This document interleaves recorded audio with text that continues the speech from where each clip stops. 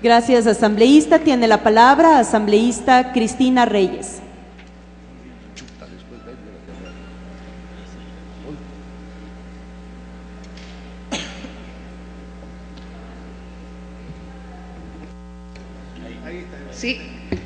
Sí, señora presidenta, compañeros legisladores.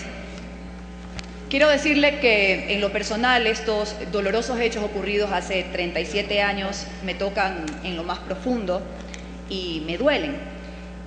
Y como mujer valiente y frontal que soy, rasgos que caracterizan, son cualidades de los hombres y mujeres guayaquileñas, y en honor a la verdad debo decir lo siguiente con respecto al proyecto de resolución presentado por la asambleísta Betty Carrillo, por el medio del cual se propone declarar el 18 de octubre de cada año como el Día de la Dignidad del Trabajador Azucarero, cosa que me parece correcto.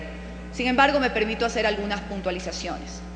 En primer lugar, creo que como todo ecuatoriano yo condeno este hecho que enlutó a varias familias ecuatorianas, a varios hogares ecuatorianos hace 37 años, y aspiro que estos hechos de violencia no vuelvan a ocurrir ni en el Ecuador ni en ningún lugar del mundo. Pero en segundo lugar sí quiero dejar algo sentado y puntualizar que no puedo aceptar que se pretenda insinuar de modo alguno la participación del coronel Jesús Reyes Quintanilla, de quien orgullosamente soy su nieta. Mi mentor, mi ejemplo, mi abuelo, un héroe militar, héroe de guerra del año 41, debo decirles, uno de los últimos hombres en abandonar la línea de frontera en el momento que se declaró la derrota del país. Hombre de honor que defendió la soberanía de nuestro país y siempre fue un ejemplo para esta y futuras generaciones. Y que cumplía en ese momento labores eminentemente administrativas, como lo señala la resolución. En esa condición, como gerente del Ingenio Astra, tuvo la obligación de comunicar la huelga y la situación laboral que se estaba presentando. Esa es la verdadera y única participación que tuvo mi abuelo en este doloroso hecho para la clase obrera de nuestro país.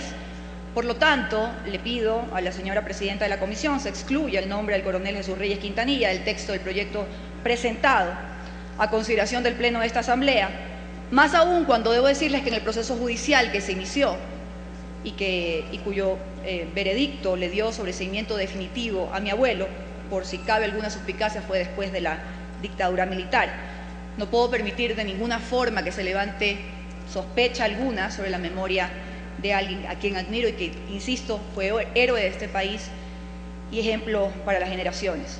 A las finales mi abuelo también fue víctima de las circunstancias y no puede ser estigmatizado ni menos involucrado con los actores intelectuales y materiales de un hecho lamentable que costó la vida de obreros ecuatorianos por defender sus derechos laborales.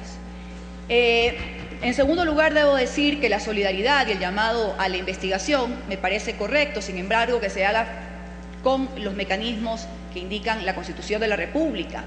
Mal se haría hacerlo a través de una comisión seriamente cuestionada y fuera de legitimidad del mandato constitucional, que no le haría bien a la lucha de los trabajadores, puesto que los artículos de la Constitución establecen que únicamente es la Fiscalía la llamada a ejercer la acción pública, y en otro artículo de nuestra Constitución también se habla que toda persona tiene derecho a ser juzgada por un juez o jueza independiente, imparcial y competente.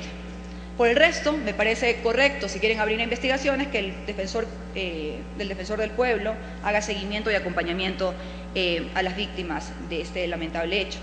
Sin embargo, compañeros, con esta resolución no vamos a cambiar los lamentables hechos ocurridos hace 37 años. No se va a revivir víctima alguna, pero les recuerdo que esa mirada al pasado tiene que venir también con una reflexión del presente y con acciones hacia el futuro, que son absolutamente inviables si lo transferimos a lo que hace la Comisión de los Derechos de los Trabajadores en este momento, que no tiene ni siquiera la capacidad de poder construir un código laboral.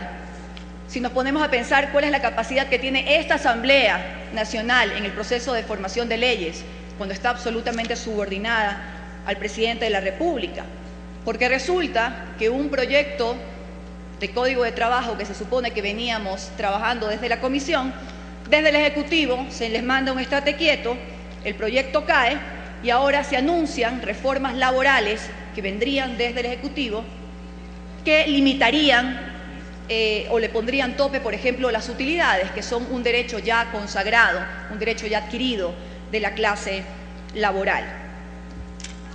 Señora Presidenta, el 17 de septiembre los sindicatos del país ya se movilizaron y manifestaron en las calles un descontento frente a un proyecto que impulsaba el Ministerio de Relaciones Laborales.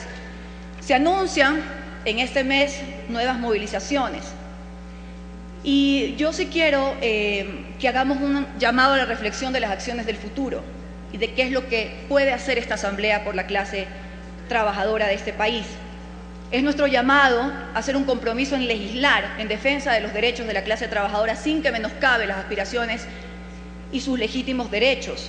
Comprometernos a expedir normas, tener la suficiente independencia de poder crear esas normas que generen fuentes de trabajo, que es lo que necesitan los trabajadores ecuatorianos, que necesitan los ecuatorianos.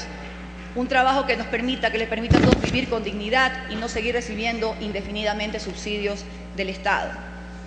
No pretendamos cubrir las limitaciones e incapacidades de la Comisión de los Trabajadores y de esta Asamblea. Los derechos de los trabajadores tienen que cumplirse y respetarse, y vamos, yo les invito, hacia hechos concretos y legislemos modernizando el Código del Trabajo. Pongamos acorde a la realidad, las nuevas realidades, las nuevas formas de trabajo, garanticemos una relación armónica entre los trabajadores, empleadores y el Estado.